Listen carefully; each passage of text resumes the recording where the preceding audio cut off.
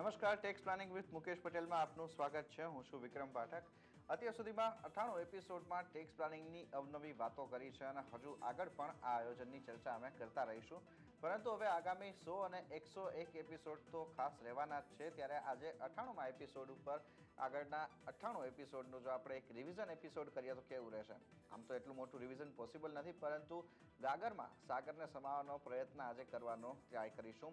અને આ સમગ્ર ચર્ચામાં આપણી સાથે જોડાશે આપણા ટેક્સ એક્સપર્ટ મુકેશભાઈ પટેલ. મુકેશભાઈ, સ્વાગત છે સીએનબીસી બજારમાં. અને 98 એપિસોડ આપણે પૂરા કરી ચૂક્યા છીએ, ત્યારે હવે એક વખત થોડું રિવિઝન ટાઈપનું, એટલે કે ગાગરમાં સાગર સમાવવાનો જો પ્રયાસ કરીએ તો અહીંયા એ જાણવા માંગીશું કે ટેક્સ પ્લાનિંગ એક અત્યાર સુધીમાં આપણે આજે મુદ્દા ઉપર આખી ચર્ચા કરી છે, તો આ ટેક્સ પ્લાનિંગ કરવેરા આયોજનની ગુરુચાવી શું રહેશે? વિક્રમ, સૌ પ્રથમ તો today we are 99 and steel going fine.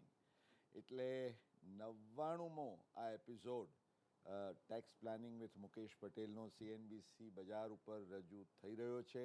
ત્યારે દર્શક મિત્રો સમક્ષ એક હર્ષ અને ખુશીની લાગણી હું વ્યક્ત કરું છું અને એમને ખાસ કહેવા માગું છું, જેનો તમે ઉલ્લેખ કર્યો કે આગામી 100 અને 101મો એપિસોડ એ બજારની એક શૈલી રહી છે એ રીતે એક ભવ્ય ઉજવણી કરવા આપણે જઈ રહ્યા છીએ અને સૌ દર્શક મિત્રો એની જરૂરથી પ્રતીક્ષા કરશો. આજે તમે જે વાત કરી ગાગરમાં સાગર, દર્શક મિત્રો, ટેક્સ પ્લાનિંગની ગુરુ ચાવી નંબર 1, સૌથી પહેલાં તો એ સમજી લેવું જરૂરી છે કે ટેક્સની વાત કરીએ, આવકવેરાની વાત કરીએ, ત્યારે જો એક માત્ર ફ્લેટ રેટનો જ ટેક્સ હોત, તમને એમ કહેવામાં આવત કે ભાઈ કોઈ કપાત, કરમુક્તિ, કોઈ પ્રાથમિક કરમુક્તિ કશું જ નહીં અને તમારી જે આવક હોય એના ઉપર 10% કે 20%નો ટેક્સ લેવામાં આવશે, તો એમાં પ્લાનિંગ માટેનો કોઈ ઝાઝો સ્કોપ ન રહે. પરંતુ જ્યાં પ્રાથમિક કરમુક્તિ હોય 2.5 કે 3 લાખ રૂપિયાની, અને પછી ગ્રેડેડ ટેક્સ રેટ્સ હોય કે ભાઈ 2.5 થી 5 લાખ વચ્ચે 10%, 5 થી 10 વચ્ચે 20% અને 10 લાખ ઉપર 30%, તો આ એક ગ્રેડેડ ટેક્સ સ્ટ્રક્ચરના કોન્ટેક્સ્ટમાં આપણે સૌએ ખ્યાલ રાખવો જોઈએ કે તમારા કુટુંબમાં તમે જેટલી ટેક્સેબલ એન્ટિટીઝનું આયોજન કરીને એમાં આવકની વહેંચણી કરી શકો, તો એ આવકવેરા આયોજનની ગુરુચાવી નંબર 1. આજે 50 લાખ રૂપિયાની આવક હોય, એક વ્યક્તિના કેસમાં જ એ તમામ આવક આવે અને એ 50 લાખની આવક એ એના કુટુંબના 10 સભ્યો વચ્ચે વહેંચી શકે, તો એ બે વચ્ચે આવક તો એ જ રહી, પરંતુ એ બે વચ્ચેની જે આવકવેરા જવાબદારી છે એમાં આસમાન જમીનનું અંતર થાય. માટે દર્શક મિત્રો ખાસ ખ્યાલમાં રાખશો કે તમારા કુટુંબમાં તમે કેટલી ટેક્સેબલ એન્ટિટીઝનું આયોજન કરી શકો. વ્યક્તિગત તમે છો, તમારા લગ્નસાથી હોય, પતિ કે પત્ની, એનું પણ તમે એક ટેક્સનું રિટર્ન ભરવાનું આયોજન કરો જેથી તમને તમામ લાભો મળે. તમારા પુખ્ત વયના સંતાન હોય તો એમનું આયોજન થઈ શકે. એચયુએફ તો ખરું જ, સૌ હિન્દુઓ માટે આપણે જાણીએ છીએ કે હિન્દુ અવિભક્ત કુટુંબ એટલે એચયુએફ is a separate taxable entity, એટલે એચયુએફ એક વધારાની એન્ટિટી થાય. તમારા કુટુંબની અંદર સગીર વયના બાળકો હોય, આપ જાણો છો કે સગીર વયના બાળકનું સ્વતંત્ર રિટર્ન ભરાતું નથી, પરંતુ સગીર વયના બાળકો માટે તમે આવકવેરાના કાયદા હેઠળ એક વિશિષ્ટ ડિસ્ક્રિશનરી ટ્રસ્ટનું આયોજન કરી શકો. તમે તમારા કોઈ કુટુંબના વડીલ એ જો પાસવે થયા હોય અને એના વિલ હેઠળ એક ડિસ્ક્રિશનરી ટ્રસ્ટ બનાવ્યું હોય, તો એને પણ આવકવેરાના કાયદા હેઠળ એક અલગ એકમ ગણવામાં આવે છે. એટલે તમારા કુટુંબમાં શક્ય એટલી તમે જે લિવિંગ એન્ટિટીઝ કરતાં પણ ટેક્સ એન્ટિટીઝ વધુ હોઈ શકે. એટલે આમ આપણું સ્લોગન ભલે હોય, નાનું કુટુંબ સુખી કુટુંબ, યસ, પણ ટેક્સ પર્પઝ માટે તમે એ કુટુંબને મોટું બનાવી શકો આવી બીજી આર્ટિફિશિયલ એન્ટિટીઝ ઊભી કરીને પણ. તો વિક્રમ, આ આપણી ગુરુચાવી નંબર 1. અહીંયા એન્ટિટીની પણ આપણે વાત કરી તો આ સિવાય બીજી કઈ ગુરુચાવી છે કે જે પગારદાર વર્ગથી લઈ અને બિઝનેસ ઇન્કમ જેવા અલગ અલગ પ્રકારની આવક ધરાવતા હોય એમના માટે પણ એક આયોજન માટે મહત્વની રહેશે. બિલકુલ. વિક્રમ, ગુરુ ચાવી નંબર 2, એક તો આપણે ટેક્સ એન્ટિટીઝ બનાવી. હવે દરેક એન્ટિટીઝમાં તમે શક્ય એટલી કરમુક્તિઓ અથવા કપાતો એનું આયોજન કરો. અને જે તમારી સ્કૂલ ગ્રોસ આવક, એટલે કે જે તમારી ગ્રોસ ટોટલ ઇન્કમ જેને કહેવામાં આવે છે, તમારા બધા જ શીર્ષકોની આવકોનો તમે જે સરવાળો કરો એમાંથી જે પ્રચલિત એવી કપાતોની વાત જો સૌ પ્રથમ કરું તો આપણે સૌ જાણીએ છીએ કે 1.5 લાખ રૂપિયા સુધીની કલમ 80C હેઠળ તમે નિયત જે રોકાણો કે ખર્ચ કરો, સ્પેસિફાઈડ સેવિંગ્સ, એલોકેશન્સ ઓર એક્સપેન્સીસ, તો એના સંદર્ભમાં તમને 1.5 લાખની કપાત મળે. અને એટલા માટે મેં કહ્યું કે તમારી જેટલી એન્ટિટીઝ, તો દરેક એન્ટિટી દીઠ તમને 1.5 લાખ રૂપિયાની અલગ કપાત મળે. એવી જ રીતે કલમ 80D હેઠળ મેડિક્લેમ હોય. એટલે આ જે બધા સ્પેસિફિક એલોકેશન્સ કલમ 80E હેઠળ તમે શિક્ષણ સંબંધી જો કોઈ એજ્યુકેશનલ લોન લીધી હોય તો એના ઉપર જે તમે વ્યાજની ચૂકવણી કરી હોય એના સંબંધી કપાત, તમે કોઈને દાન આપ્યું હોય તો કલમ 80G હેઠળની કપાત. તો આ તમામ કપાતો એ તમારા માટે ખૂબ ઉપયોગી થાય. 80C જેવાની વાત કરીએ તો એમાં તમે પાછું જો NPS, જેને નેશનલ પેન્શન સ્કીમમાં વધારાના 50,000, એટલે એ પણ 1.5 ના 2 લાખ થાય. એટલે આ રીતે તમે વિવિધ પ્રકારની કપાતો જે તમારી ગ્રોસ ટોટલ ઇન્કમમાંથી, અને આવકની ગણતરી કરીએ ત્યારે માત્ર ખર્ચ કે રોકાણો સંબંધી જ કપાત નહીં, પરંતુ કેટલીક વિશિષ્ટ આવકોના સંદર્ભમાં પણ આજે લગભગ દરેક કરદાતાને એના સેવિંગ્સ બેંક એકાઉન્ટનું વ્યાજ મળતું હોય છે.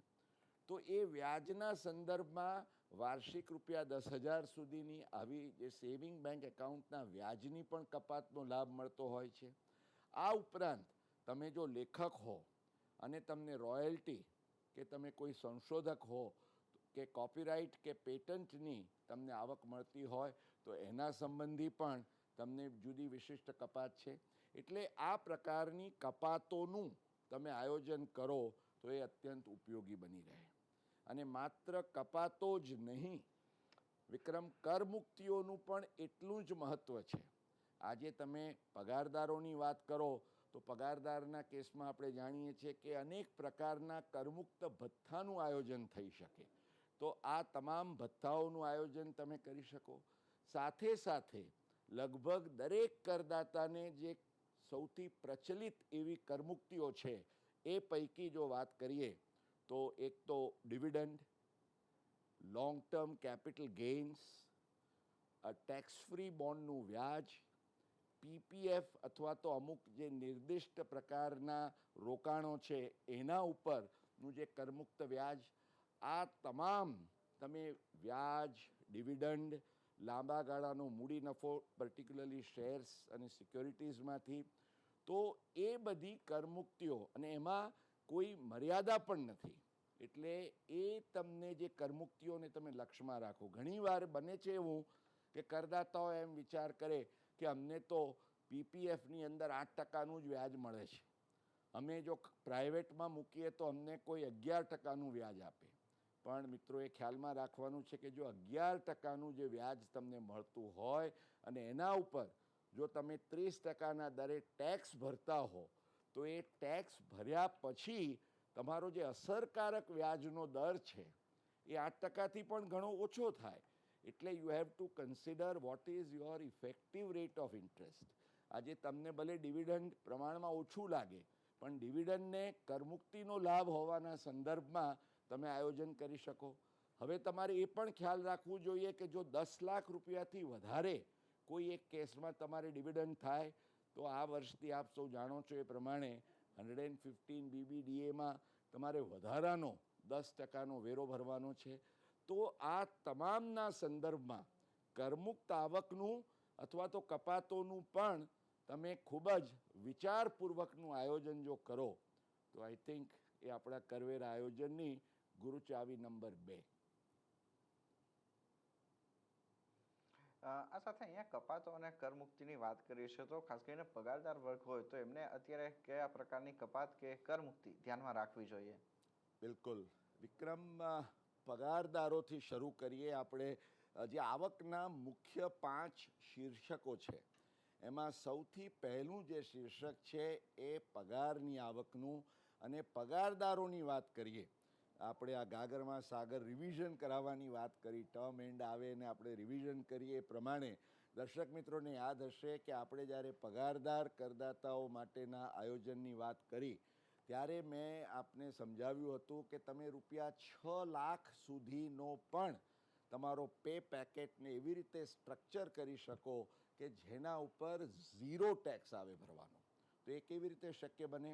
મેં અગાઉ જેનો ઉલ્લેખ કર્યો કે કલમ 10 હેઠળ પગારદારો માટે અનેકવિધ કરમુક્તિઓ છે. આજે હાઉસ રેન્ટ અલાવન્સ છે, લીવ ટ્રાવેલ કન્સેશન છે, કન્વેયન્સ અલાવન્સ છે, અને એ ઉપરાંત કલમ 10-14 હેઠળના જે કેટલાક વિશિષ્ટ જે ભથ્થાઓ છે એના માટે જુદી જુદી મર્યાદાઓની અંદર કરદાતા જો એ કરમુક્તિના લાભો લેવાનું આયોજન કરે અને સાથે સાથે એક પ્રોફેશનલ ટેક્સનું તો નાનકડું ડિડક્શન ખરું, પણ તે ઉપરાંત કરમુક્ત સવલતો પગારદાર મિત્રોને આપણે આપણા એપિસોડ્સની અંદર એ બાબતે ખૂબ વિસ્તારપૂર્વકની વાત કરીને એમને સમજ આપી કે તમને જે ₹15,000 સુધીનું રીઇમ્બર્સમેન્ટ ઓફ મેડિકલ એક્સપેન્સીસ મળે છે, અથવા તો તમારા માલિક તરફથી તમને જે પર્ટિક્યુલરલી અમુક ફેસ્ટિવલ્સ સમયે 5,000 સુધીની અંદરની રકમના ગિફ્ટ વાઉચર્સ આપવામાં આવે, તમને ટેલિફોનની કે કોમ્પ્યુટરની જે સવલત કે સગવડ આપવામાં આવે, તો આ બધી કરમુક્ત સવલતો જેને આપણે ટેક્સ ફ્રી પરક્વિઝિટ્સ કહીએ, તો એ તમામ ટેક્સ ફ્રી પરક્વિઝિટ્સના સંદર્ભમાં પણ વિક્રમ પગારદાર મિત્રો આયોજન કરી શકે. એટલે પોતે કલમ 80(c)ની સાથે જો આ તમામ કરમુક્ત ભથ્થા અને કરમુક્ત સવલતોનું આયોજન કરે તો મેં કહ્યું એ પ્રમાણે ₹6 લાખ સુધી તો 0 ટેક્સ, અને ત્યાર પછી પણ ડિપેન્ડિંગ ઓન દરેકના પે પેકેટ અને સ્ટ્રક્ચર પ્રમાણે પગારદારો માટે ખૂબ અસરકારક આયોજન થઈ શકે. પગારદારોની નિવૃત્તિના સંદર્ભમાં પણ આપણે આ જ પ્રકારનું આયોજન કરી શકીએ એ પણ ખ્યાલમાં રાખવું જોઈએ, કારણ કે એમને નિવૃત્તિ સમયે મળે, એમને ગ્રેચ્યુઇટી મળે, PF મળે, લીવ એન્કેશમેન્ટ મળે. તો આ જે તમામ એમને નિવૃત્તિ સમયે જે કંઈ લમસમ અમાઉન્ટ્સ મળતા હોય, જો એમણે યોગ્ય અસરકારક આયોજન કર્યું હોય તો એમની નિવૃત્તિ અથવા તો રિટાયરમેન્ટનો જે સમય છે એ એમનો ખૂબ સરસ રીતે પસાર થઈ શકે એ પ્રમાણેનું આયોજન કરી શકાય. ઓકે, તો આ કરવેરા આયોજનની હજુ પણ કેટલીક એવી વાતો છે જેના ઉપરની ચર્ચા આગળ વધારીશું, પરંતુ એ પહેલાં અહીંયા સમય થયો છે એક બ્રેકનો.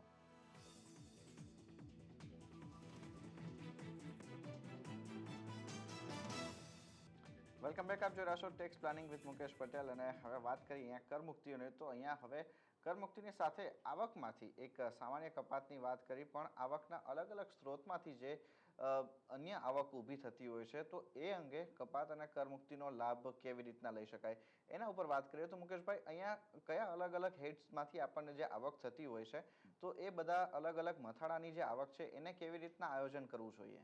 યસ વિક્રમ, આજે we are going 99 and going fine. મેં કહ્યું એ પ્રમાણે ગાગરમાં સાગરનો આપણો આ સ્પેશિયલ એપિસોડ ગુરુમંત્ર ચાવી ગુરુ ચાવી મેં આપને આપી, અને સાથે સાથે આપણે ચર્ચા કરી હેડવાઇઝ પગારદાર મિત્રો માટે મેં આપને યાદી આપી કે આપે શું બાબતો ઉપર ખાસ ખ્યાલ રાખવો જોઈએ. પગાર પછી આવકનું જે બીજું મહત્ત્વનું શીર્ષક છે તે છે મકાન મિલકતમાંથી આવક. હવે દર્શક મિત્રો, આમાં આપ સૌ જાણો છો, આપણે ચર્ચા વિસ્તારપૂર્વક કરી ચૂક્યા છે. એક રિવિઝન કરાવું તો કે મકાન મિલકતમાંથી આવકના કેટેગરીમાં 2 પ્રકારની મિલકતોની ગણતરી કરવામાં આવે છે. એક તો સેલ્ફ ઓક્યુપાઈડ એટલે કે સ્વમાલિકીની જે તમારી મિલકત હોય, તો એના સંદર્ભમાં તમારે આયોજનમાં એ ખ્યાલમાં રાખવાનું છે કે કલમ 24 હેઠળ તમે ₹2 લાખ સુધીનું જે હાઉસિંગ લોન ઉપરનું ઇન્ટરેસ્ટ ચૂકવતા હો તો એના સંબંધી તમને કપાતનો લાભ મળે છે.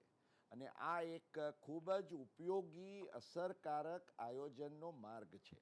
ઘણા લોકો એમ માને છે કે હાઉસિંગ લોન એટલે અમને કોઈ બેંક કે ઇન્સ્ટિટ્યુશન તરફથી મળે તો જ એના ઉપરનું વ્યાજ એ કપાતને પાત્ર છે, એવું નથી.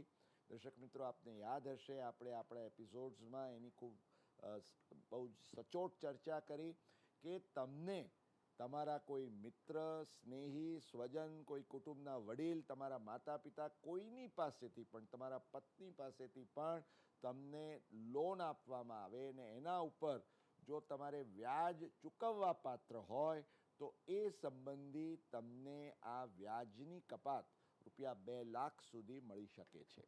અને આપ સૌને એ પણ યાદ હશે કે આ 2016-17ના વર્ષ દરમિયાન જો તમે પ્રથમવારનું ઘર લીધું હોય તો કેટલીક નિર્દિષ્ટ શરતોને આધીન તમને વધારાની ₹50,000ની પણ કપાતનો લાભ કાયમ માટે મળી શકે, જ્યાં સુધી તમે એ પ્રકારનું વ્યાજ ચૂકવો.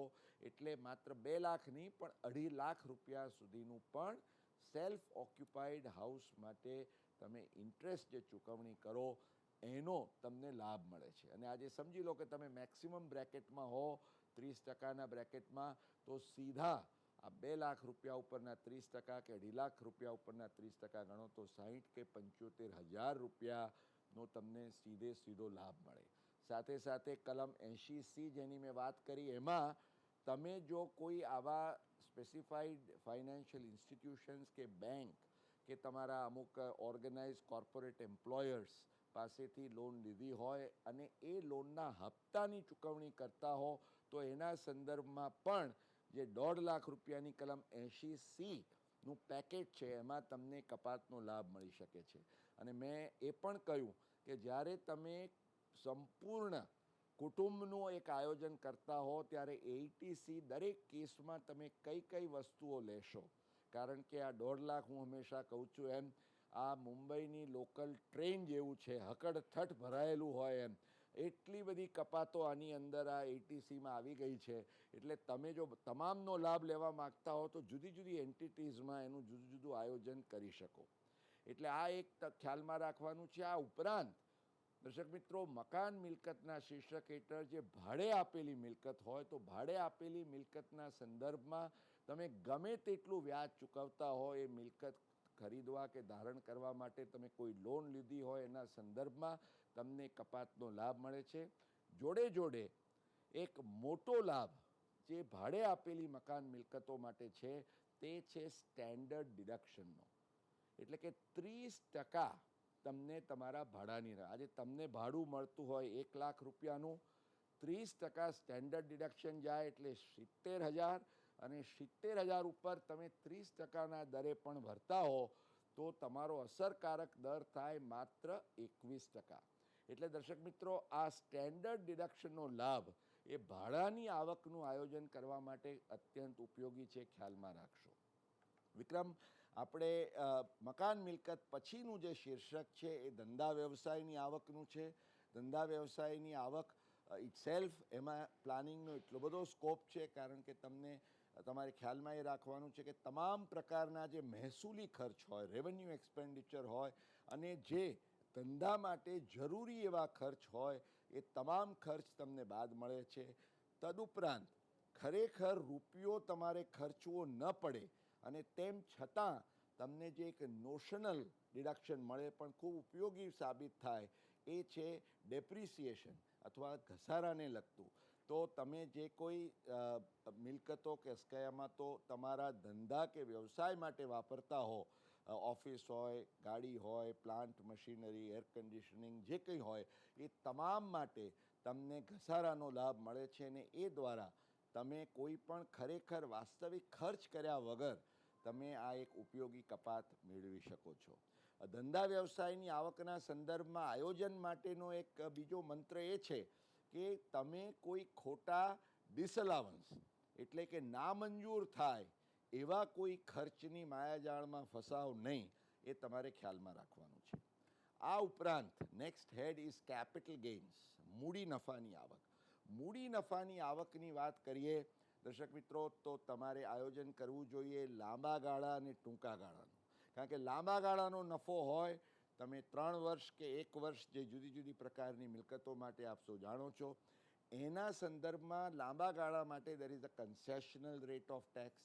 ટૂંકા ગાળા ઉપર નોર્મલ રેટ ઓફ ટેક્સ લાગે છે, એટલે you can plan the period of holding. તે ઉપરાંત તમે એ પ્લાનિંગ કરી શકો કે લાંબા ગાળામાં તમને ઇન્ડેક્સેશનનો પણ લાભ મળે છે. ઇવન બક્ષિસ કે વસિયતમાં મળેલી મિલકતના સંદર્ભમાં પણ તમને ઇન્ડેક્સેશનનો લાભ મળે છે, એ ચૂકશો નહીં. સાથે સાથે પર્ટિક્યુલરલી કેપિટલ ગેઇન્સમાં તો ઝીરો ટેક્સ ભરવો હોય એ માટેનું પણ આયોજન એટલા માટે શક્ય છે કે કલમ 54 EC હેઠળના કેપિટલ ગેઇનના બોન્ડ્સ, એના માટે ₹50 લાખની મર્યાદા છે. પરંતુ એ સિવાય જો તમે ઘર સામે ઘર લેવા માગતા હો કે અન્ય કોઈ મિલકતના વેચાણ સામે જે નફો ઉદ્ભવે અને તમે નેટ કન્સિડરેશનનું રોકાણ જો કોઈ ઘર ખરીદવા કે બાંધવા માટે કરો, તો સેક્શન 54 કે 54Fમાં તમે 100%નું એ એક્ઝમ્પશન લઈ શકો. એટલે capital gains is one area જ્યાં મેક્સિમમ ટેક્સ પ્લાનિંગ અને કરવેરા આયોજન તમે કરી શકો. આ ઉપરાંત સૌથી છેલ્લું જે શીર્ષક છે તે અન્ય સ્ત્રોતનું છે. એમાં પણ ખ્યાલમાં એ રાખવાનું છે કે એ આવક કમાવા માટે જે જરૂરી ખર્ચ હોય એ તમામ ખર્ચ તમને મજરે મળે છે. વિક્રમ, આ સાથે જ છેલ્લે મુકેશભાઈ એ જાણવા માંગીશું કે આવકવેરા આયોજનને લગતા એવા કયા સ્પીડ બ્રેકર છે જેનું કોઈ પણ કરદાતાએ ધ્યાન રાખવાનું રહેશે? બિલકુલ. તમે હાઈવે ઉપર પૂરપાટ સ્પીડમાં જતા હો પણ સ્પીડ બ્રેકર આવે એનો ખ્યાલ તો રાખવો જ પડે. તો આ ટેક્સ પ્લાનિંગના હાઈવે ઉપર જ્યારે તમે તમારી ગાડી ધમધમાટ દોડાવતા હો ને આયોજનનો લાભ લેવા માગતા હો, ત્યારે પર્ટિક્યુલરલી તમારે જે ખ્યાલમાં રાખવાની છે તે વાત છે આવકવેરાના કાયદા હેઠળના ક્લબિંગ પ્રોવિઝન્સ.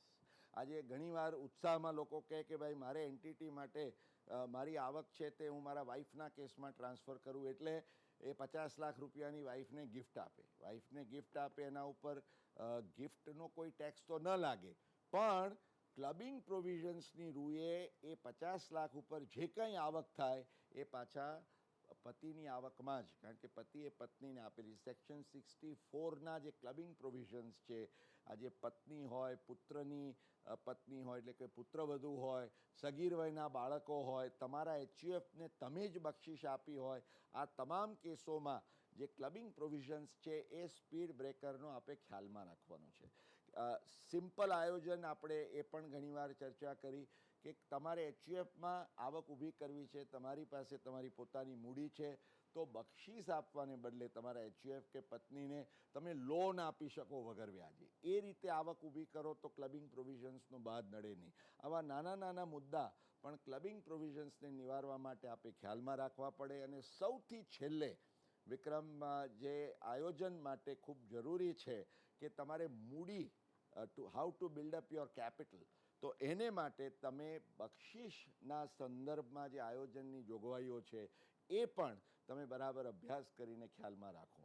તો જો તમે સતેજ સતર્ક રહ્યા હો, મને લાગે છે કે એક જેમ પેલું નાની હનુમાન ચાલીસાની અંદર આખું એક ગાગરમાં સાગરની વાત આવી જાય. આજે દર્શક મિત્રો, આ 25 મિનિટની અંદર આપને ટેક્સ પ્લાનિંગના અમારા 98 એપિસોડ્સનો એક સુંદર મજાનો સાર અમે આપીએ છીએ.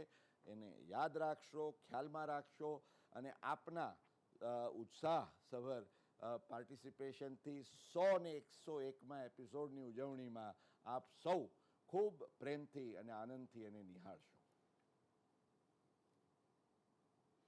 બિલકુલ મુકેશભાઈ, આપણા દર્શકો 100 અને 101માં એપિસોડની ખાસ રાહ જોશે અને આગામી દિવસોની અંદર આપણે આ એપિસોડ પણ અહીંયા સિલેક્ટ કરવા જઈ રહ્યા છો, તો એને ચોક્કસ આપણા દર્શકો વધાવશે. આ સાથે જ મુકેશભાઈ, આજના આ એપિસોડ માટે આપનો ઘણો આભાર. અમારી સાથે જોડાયા અને આ સમગ્ર ચર્ચા કરી અને એક 25 મિનિટની અંદર આપણા 98 એપિસોડનું એક અર્ક આપવા બદલ. તો આ સાથે જ હવે અત્યારે અહીંયા ટેક્સ પ્લાનિંગ વિથ મુકેશ પટેલમાં હાલ બસ આટલું જ. આગામી અપડેટ્સ માટે થઈને આપ જોડાયેલા રહો CNBC બજાર સાથે. નમસ્કાર.